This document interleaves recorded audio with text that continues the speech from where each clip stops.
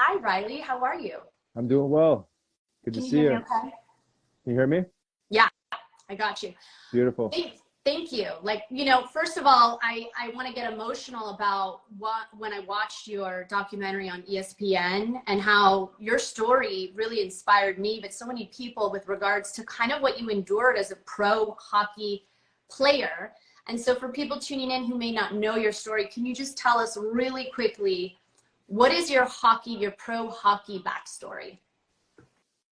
Yeah, so growing up in Canada, played hockey like most kids in Canada, and was fortunate enough to live out my childhood dream of playing in the NHL. It wasn't exactly how I envisioned it. I decided to be a hockey enforcer at the age of 20 when I turned pro, and just adopted that role, basically realizing that the guys that were getting called up had lots of penalty minutes and lots of goals, and being undrafted, I just found myself in that category of trying to accumulate more penalty minutes, and kind of doing it the old fashioned way. So played 8 years of professional hockey, East Coast Hockey League, Central Hockey League, American Hockey League, and then eventually found my way into the NHL, and essentially lived out my childhood dream in a different form.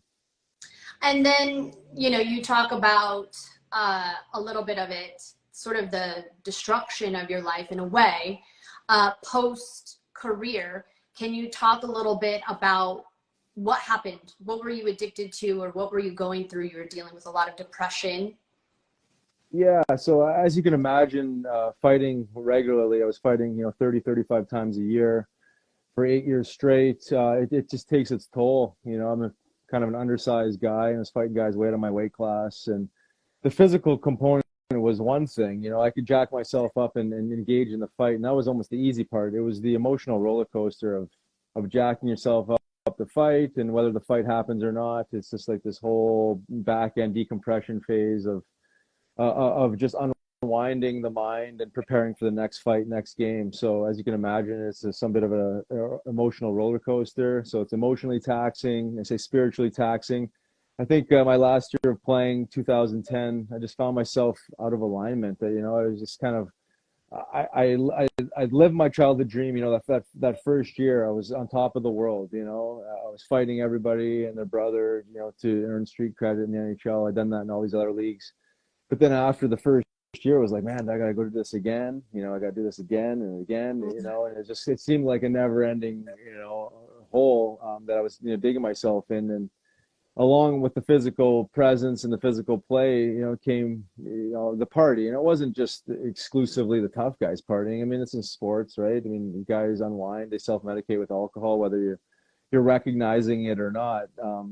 But the party kind of increases, right? And the party escalates, and the party, the party drugs go from alcohol to, whatever else you can find in any given night. And so it lands up obviously affecting recovery, sports recovery, as well as performance. And I found myself just kind of almost in a position of, like I'm trying my best, but I'm also not doing my best, in the sense of I'm not reeling in my mental health, not reeling in my poor party habits. And I found myself not playing my last year, a lot more than I had been before. And performance was dropping, like fights I should be winning, I wasn't. I just wasn't mentally in it. Just felt out of alignment, and just could kind of almost see my again, I should say, my childhood dream, like my career crumbling in front of my eyes, and not being able to get a grip on it. So naturally, you kind of see this thing wither away. Still on the team, still playing, still practicing, but knowing in my heart that this does no longer serve me. It was no longer in alignment, and I was feeling the effects of what this crumbling of an identity looks like. Right, you pour everything into not just you as the hockey player, but you as the enforcer. You embody the role almost to a point of, you mentioned destruction, self-destruction, right? It just eats you up, chews you up, and spits you out. Because I didn't have the tools to reel it in. No one was teaching me mindfulness, and no one was teaching me, how to really take care of myself, in the sense of, the way I figured it out on the back end of this. It was really just dealing with it with pills and alcohol. It was kind of just the culture of it. It was just like, go talk to the therapist, or and here's, some pills to manage your pain. There was no real true empowerment in teaching people how to manage stress and to manage, sports specific stress, as well as like the stressors that involve being in combat essentially. So yeah, I was just, I could just see it withering away, and my mental health was just crumbling, drinking more, partying more, it's kind of hanging on to the dream. And unfortunately, it all kind of caved in, and I decided to retire. Yeah. Well, you said something really interesting, and this is where it makes me emotional, because you're not just an athlete, you're not just a former pro athlete who sort of sacrificed his body. You represent all of us in a way where if we have this identity attachment to this external thing, and I think the reason why I'm so passionate about it is I see it in the NFL. I see these athletes that want to so badly perform for their fan base, or it could go as young as obviously when they're children for their parents. And if there's this unhealthy attachment there to their identity, when they retire, it's a death of some sort. And if they haven't done enough like sort of internal work to go, you're more than an athlete. And for me, I was an athlete growing up, but then I had success as a broadcaster fairly young, and I never really took the time to figure out who is Erin beyond the mic, or who is Riley beyond the jersey.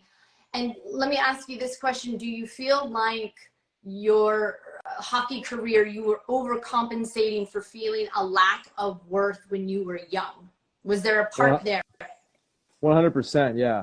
And I think I really identified this later on in my life, like after the fact, like where this was coming from. And I speak about this a lot. I was essentially fighting out of fear. It was like a fear of letting my parents down, letting myself down, letting my friends down, all the people that coached me. It was just like that I wasn't enough, like coming from a place of lack, right? So I was fighting out of fear in a bunch of different ways. And I didn't know that at the time. It was just like, oh yeah, I'm gonna do this, I'm a tough guy, and all this other stuff. But I look back and reflect, and it was all based out of fear. And it's crazy what you sign yourself up for when you're kind of in a entangled in these fear bodies.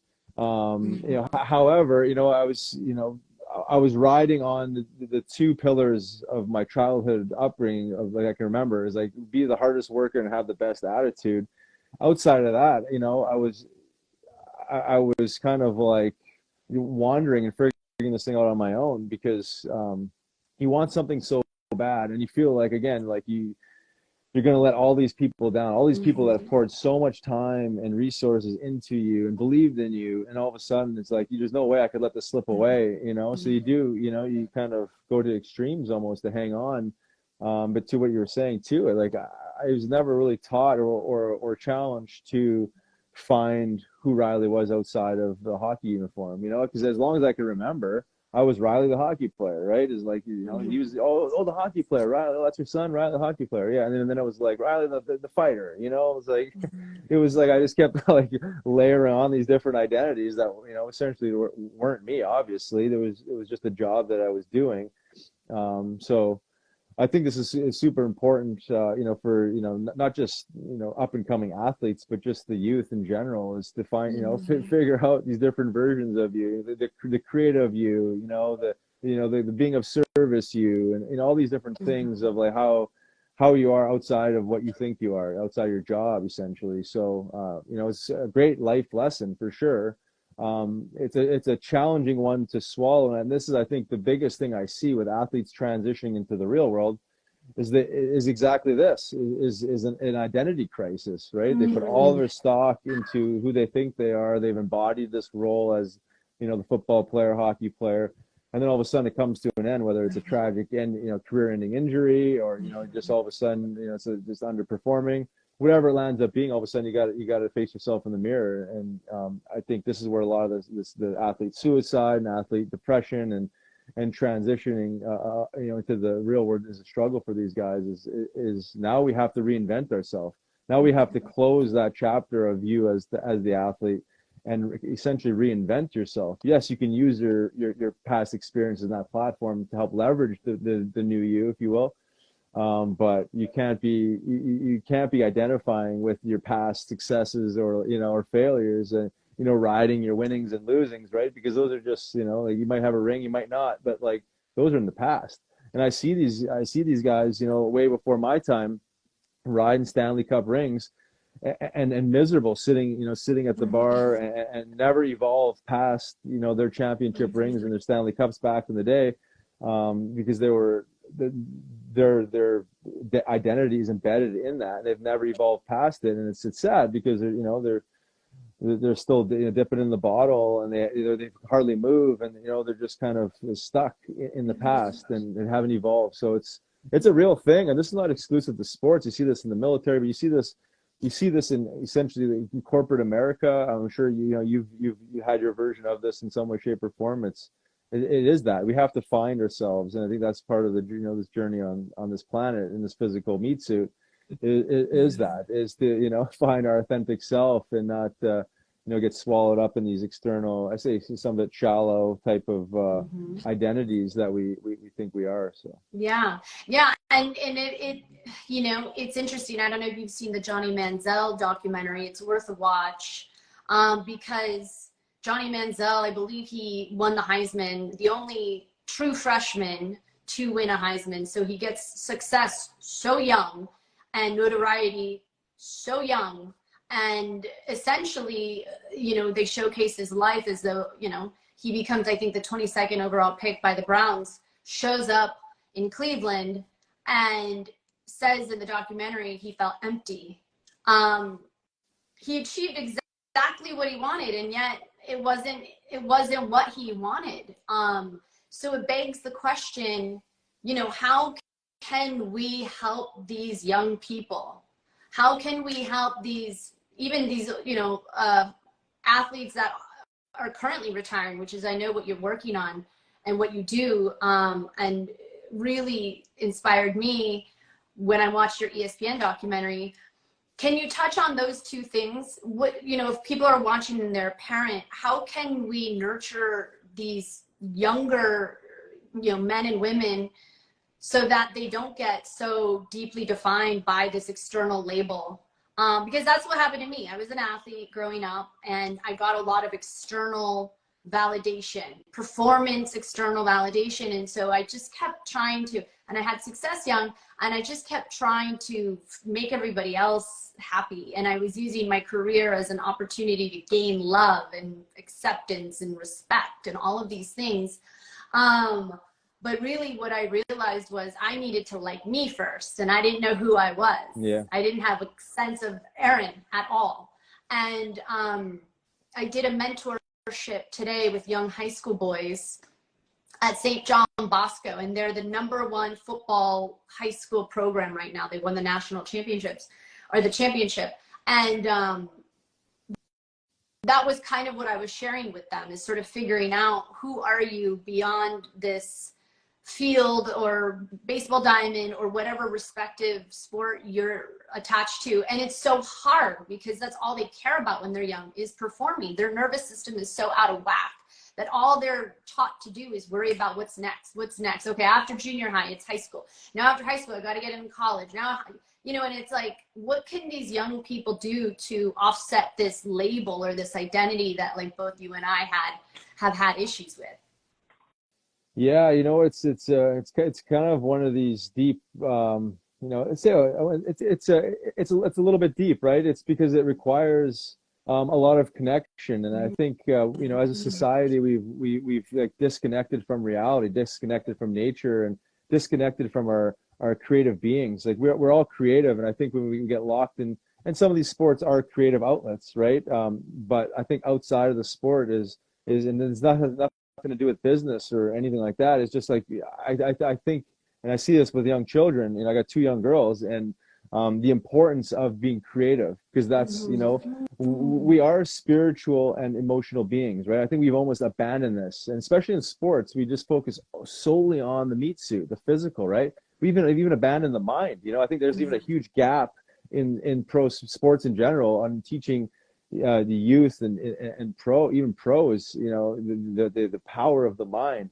But before I get into that, that rabbit hole, the creative natures of who we are. I think that's the conundrum that we're in right now. The crises that we're in it's like it's like we've forgotten how to feel. There's no emotional intelligence, right? So when I say connection, it's back, getting like having a relationship with yourself, with your body, and your creative nature. I think it might sound granola to some people, but like I think this is where the where the mental health crisis now seeps into an emotional and spiritual crisis. It's beyond the mind. We've just abandoned and all connection to nature. I say our creative faculties, like we're supposed to be co-creators with however you want to, put the word, term God, intelligent conscious energy, great spirit, supreme soul. We are co-creators, and that involves some level of creativity, right? So I really strongly encourage the youth, the young athletes to find something outside of sport that kind of feeds that fire, right? It just kind of gets you excited. It doesn't have to be anything more than just tapping in, tuning into your creative self.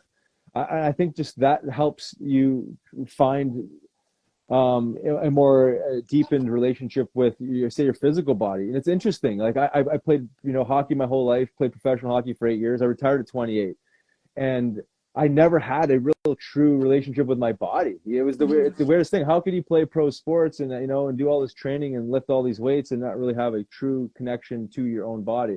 It was just this meat suit that I lifted to be strong and to move around, and so I can go bump into guys and put my face out there and fight guys. I mean, there was no real true relationship in the sense that like this is like your vessel, this is your vehicle that houses your spirit, right? It's again, these are like kind of spiritual analogies, because I think this is the problem that we run into, is that this is why there's no fulfillment, because there's no we've severed all relations with our our spiritual being and that connection piece I'm talking to. I also think like just like little things. I never read a whole lot growing up. Like honestly, like just reading and finding this relationship with knowledge outside of your sport. You get so stuck in these lanes. Like I'm sure you can relate. Like you get so stuck in these, in this bubble, if you will. And we don't like we think that we got the world by the horns and like it's never going to end. And so we fail to learn more in general, learn more about ourselves, learn more, and just like find another hobby of music. I think it's now I'm into music, and it's like I'm 41 years old, and I'm like it's almost like I'm going back in time and being a child again. It's like it's all these like things that were like missing when I was playing professional hockey. Said like Johnny Manziel, like this lack of fulfillment. I felt like spiritually empty. Like how can that be? I'm living my dream. I'm making the most money I ever made. Not that it was anything compared to some of the athletes today, but like it was like I should be like on top of the world, but I wasn't. And then all of a sudden I find myself, again, connection with body, connection with mind, breath, my creative faculties. I find playing the drum, and I'm doing creative stuff with my girls, and all these like little things that appear to be like nothing, in the grand scheme of what success looks like to the average Westerner. But they're spiritually fulfilling. Like they make me tick. They give me, they inject spirit, and they help me find my authentic self, which that wasn't my authentic self when I was fighting guys and acting like an idiot in front of 20,000 people, and it was a version of me. It was probably just a fragment of me, but it wasn't my authentic self. I was still living in this artificial, like shallow bubble of what a lot of sports represents in some way, shape, or form. So I know it's a little bit long-winded, but I really strongly believe like these young kids like find a real true connection to yourself, your physical body outside of the sport, outside of the training for that sport. It's moving to breath. I really believe the creative faculties, like to heighten those, engage in those, whatever that is, music, art, dance. I mean, all these cultures since the start of time have always engaged in some version of dance, music, singing, drumming, expression, right? I think that's one of the things that I would highly suggest, finding positive, creative ways to express.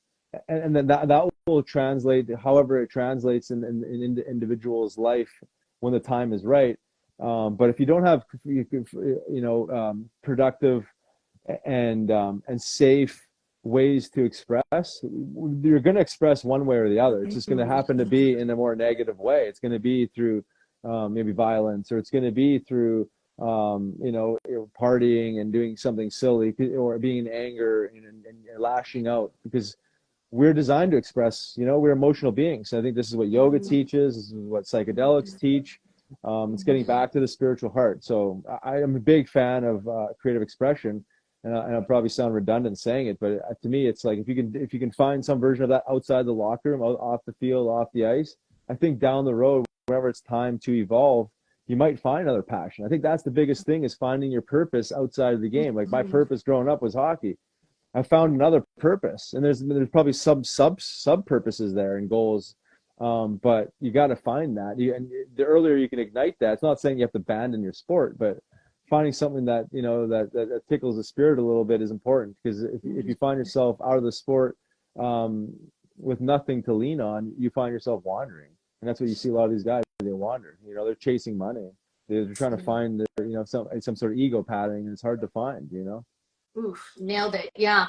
No, and your purpose, which, again, is that ESPN documentary, inspired me to find my purpose as a broadcaster. There was something about sticking a mic in front of someone's face and asking them, why did you win or why did you lose? That I understood the assignment, but there was something missing for me in the sense of, these are people too, and they're, who knows what they're going through. Did they get in a fight, with their spouse, or is there a death in the family? And there was a lack, you say the word connection. For me, it was like it needed to be deeper, I want it to be deeper. And that's why, your story was so profoundly inspiring, because you see the value in the storytelling of these athletes that have somewhat of an attachment to their pro playing career, and then they go through this like really devastating time in their lives, and now you're living a life, a second act, if you will, where you're helping heal the very person that you needed help with when you were 28 years old. I know we're short on time, but can you briefly go over sort of what are you doing now with regards to retreats and psilocybin and plant medicines and cannabis? Yeah. And pro athletes. Right. Yeah. The core of what I do is teach mindfulness, and mindset and yoga as essentially the umbrella of it all, meditation, connection, culture. But and at the end of the day, the goal is to have all that power internal, right? I mean, all the power lies within already, right? But sometimes we need some external plant medicines or earth medicines to help us help remind us of who we are, and kind of wake us up a little bit, give us a little shake, a little slap, so we can kind of snap out of this funk that we might be in.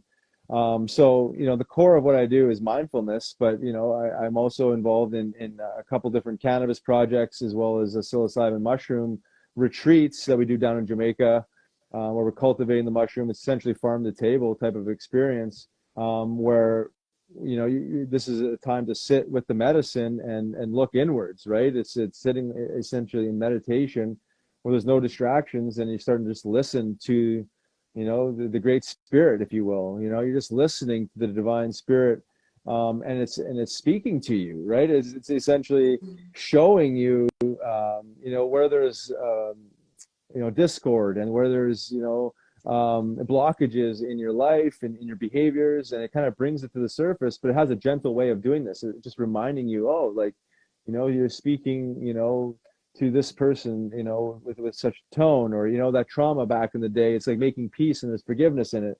It's hard to really communicate in words, but it really kind of brings the ownership back on self, and it empowers you to, essentially learn to lean on your own spine, if you will. Because I think, the idea that we're just going to supplement our way out of our mental health issues is not ideal. It's not sustainable. I think some of these tools serve their purpose. It's like, they act as crutches, right? It's like crutches help people walk and help people get onto the yoga mat or onto the meditation cushion. At the end of the day, it's trying to work our way back to ourselves, and where we have all this power now. We can wake up in the morning, we can feel great, because we're generating that life force, that prana, that chi from within. So these tools, Mother Nature is just absolutely abundant, right? And it's provided all these magical tools through not just the plant medicine, sacred earth medicines, but like nutrition, right? I mean, we've just abandoned the idea that food is medicine or that food is information and that it can actually help us. So all of a sudden we have this shift of perspective and it's like, oh shit, like I've been eating like garbage, I've been poisoning myself, my body is toxic. And all of a sudden we shift to just a simple little adjustment. We're eating anyways. Why don't we shift to whole foods and nutrient-rich foods? And all of a sudden it's like this whole layer of empowerment and energy and prana, life force that's associated with eating, whole foods and nutrient-rich foods. So you can go on for days on like just simple awareness, bringing awareness to these different things in our lives and how much power is in it. But sometimes we just need a little reminder from our little fungi friends, or, even cannabis is very helpful. I mean, cannabis is a huge part of my journey as well. Instead of, sitting on opioids and, muscle relaxers and, anxiety medication, I was leaning on cannabis. And it certainly helped me manage some pain and tough times. But really looking inwards, the mushrooms certainly can help with that. So, but it all goes back to where I started from was back to self. The power lies within us. I mean, every spiritual teacher and religious teachers who's talked about this, the kingdom of heaven lies within. The power lies within us all. Sometimes you just need a little reminder, a gentle reminder from our good friends there. So that's kind of the world I'm in, and just not just athletes. We're way beyond athletes. Veterans, just everyday folk, right? We're all struggling. Sometimes sports and athletes gets magnified, or the veterans get magnified. But what I've learned is that everyone's dealing with their own shit, their own trauma, and their own baggage. And it's just the more vulnerable we can be, the more open we can be, the more people we can help. And that's kind of the world I'm in. Just just trying to be vulnerable, have conversations like these, because hopefully someone on the other end is hearing this and be like, oh man, like this is helping me recognize, I need some work. I got some work to do. I think just owning it is the starting point, right? Because we always think we're perfect and everything is exactly the way it's supposed to be until it's not, and then you're forced to deal with it. So it's the world I'm in. Yeah, mindfulness and sacred plant medicine. Yeah, owning it, accepting it, loving it, and sharing it in a way where I think other people can feel less alone. Which is what you did with your documentary on ESPN. You have to check it out, people. It's called Peace of Mind.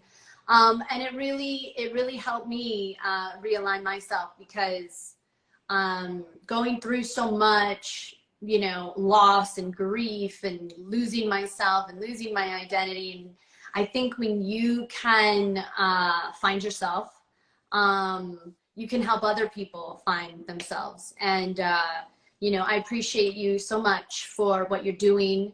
I'm definitely going to go to a Jamaican retreat, because that sounds amazing. And thank you for serving in the way that you serve, because your story is super inspiring. And I think it's helping a lot of people dip into that world of looking inward. So I appreciate you. Thank you for the time today. Of course, thank you, and I appreciate what you're doing as well. I mean, you obviously got a large platform, and I think another voice in just a different category. We need more people speaking for the medicine, and speaking for this whole world of mindfulness, because God knows we're in a crisis, but you have a powerful platform, and I appreciate the opportunity to speak with you, because I think what you're doing is very, very powerful. Thank you, Riley. All right. Well, have a good rest of your day. Thanks everyone for tuning in, and be well. Thanks again, Riley. Thank you. Appreciate it.